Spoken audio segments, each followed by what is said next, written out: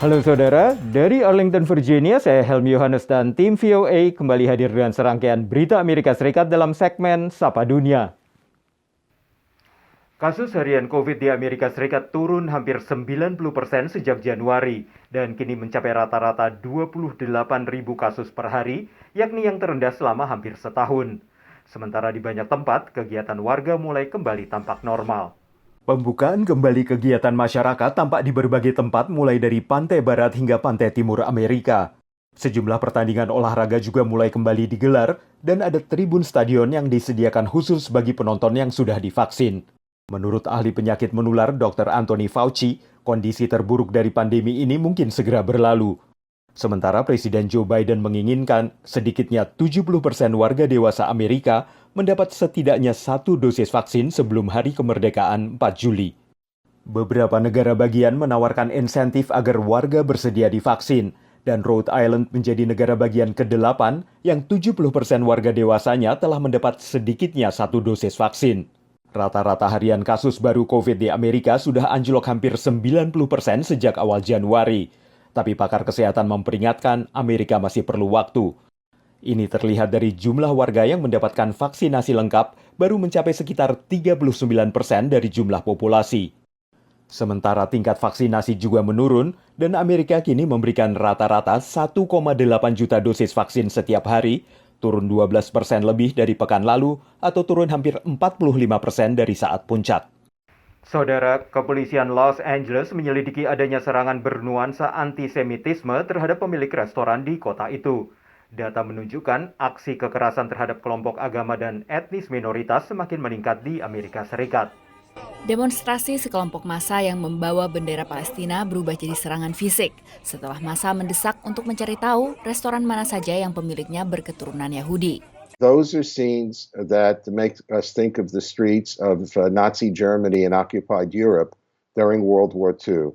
That's not the kind of scene that we have ever seen before or will ever accept in Los Angeles, which is the second city of every nationality and ethnic group in the world. Serangan kekerasan terhadap kelompok minoritas dan pendukungnya semakin marak terjadi di AS, menurut peneliti dari California State University. Certain events can kind of trigger them. So after 9/11, there was a big increase in hate crimes against Muslims. Lately, there's been a big increase in hate crimes against Asian Americans. Penyelesaian masalah ini butuh kepemimpinan dari politisi dan perusahaan media sosial. Honestly, by the time law enforcement gets involved, it's almost too late. Somebody has already offended. So it should be a social problem. We should be looking at not only the causes of bias, but why people act on them. Kamis pekan lalu, pemerintah Presiden AS Joe Biden mengesahkan undang-undang anti kekerasan terhadap warga Asia Amerika. It's simply, to use the phrase, it's simply un-American. My message to all of those who are hurting is, we see you. And the Congress has said, we see you. And we are committed to stop the hatred and the bias. Undang-undang ini berupaya meningkatkan kemudahan akses untuk melaporkan kekerasan berbasis kebencian dan percepatan proses penyelidikan. Demikian laporan VOA. Saudara, di tengah banyaknya warga Amerika yang sudah mendapatkan vaksinasi COVID, sejumlah negara bagian seperti Alaska, New York, dan Florida masih berupaya bangkit dari keterpurukan akibat pandemi. Karena itu beberapa pemerintah lokal berupaya menarik kunjungan turis dengan memberikan insentif berupa vaksinasi COVID secara gratis. Naik kereta secara gratis, bila mendapat vaksinasi COVID-19 juga gratis. Well, it was on my train line and it was like free and no appointment, and I was like, you know what, I should just stop and get it. And there was no one on the line practically, so I just got on the line. Plus, I think my boss is going to require it. So, I was trying to get ahead of the game. Klinik suntik keliling ini juga terbuka bagi para wisatawan. Bueno, nosotros venimos de turismo. Lo que pasa es que en nuestro país el proceso de vacunación va mucho más lento. Va a tardar pues muchos más meses de lo presupuestado por el gobierno. Por eso decidimos aprovechar la oportunidad una vez la vimos publicada en el metro. Thank you.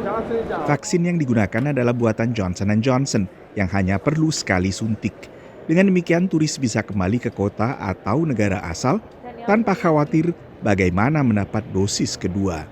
Antrian serupa tampak di Miami Beach di negara bagian Florida. En México hay pocas vacunas y solo se lo están poniendo a los adultos mayores y pues yo como joven, la verdad ni siquiera hay posibilidad de que pase, ¿no? Entonces pues fue más fácil venir aquí. Vaksin J&J sempat dihentikan penggunaannya di Amerika Serikat setelah ada beberapa kasus penggumpalan darah di antara jutaan orang yang saat itu disuntik vaksin ini. We're getting very little pushback. I've had one person that's expressed some concern about the J&J. Everybody else seems to want the J&J because they're not going to have to come back and get another shot. Penangguhan vaksin Johnson & Johnson akhirnya hanya berlaku 10 hari setelah proses pengkajian mendalam oleh regulator.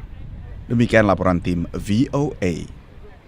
Kini kita tengok Vici Fadelin, warga diaspora Indonesia di Brooklyn, New York, yang membuat aplikasi untuk menentukan kapan sepatu lari harus diganti. Kelebihan aplikasi bernama Worn Out ini adalah dapat memantau sekaligus beberapa pasang sepatu yang sering dipakai untuk lari. Pernah merasa sakit dan nyeri di sekitar tulang kering atau lutut? Kemungkinan karena sepatu yang dipakai sudah harus diganti. And I used to do it every 6 to 8 months, and I didn't pay attention to the mileage.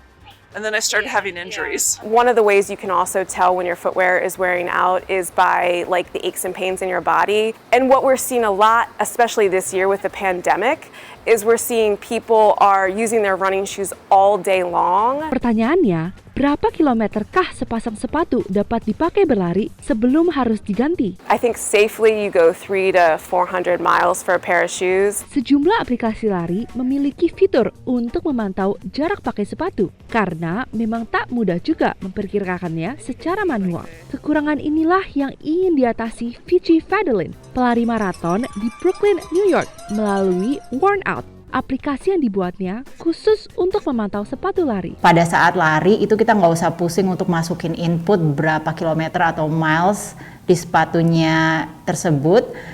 Tinggal dipasang default sepatu aja. Kalau ternyata nanti pada saat lari itu nggak dipakai sepatu yang sama, tinggal masuk ke app-nya terus nanti diganti dan ya udah. Selain dapat memonitor beberapa pasang sepatu, Worn Out juga akan mengirimkan notifikasi apabila sudah mendekati jarak maksimum. Jadi pada saat app itu dibuka kita bisa lihat nih shoe trackingnya itu berapa miles untuk spesifik masing-masing sepatu. Tapi dengan sepatu yang kini semakin ringan, semakin cepat pula menjadi rusak. The reason is because when you go out and you run for 4 hours or you run for 3 hours, you're compressing that midsole for 3 to 4 hours. And as you age, your feet grow.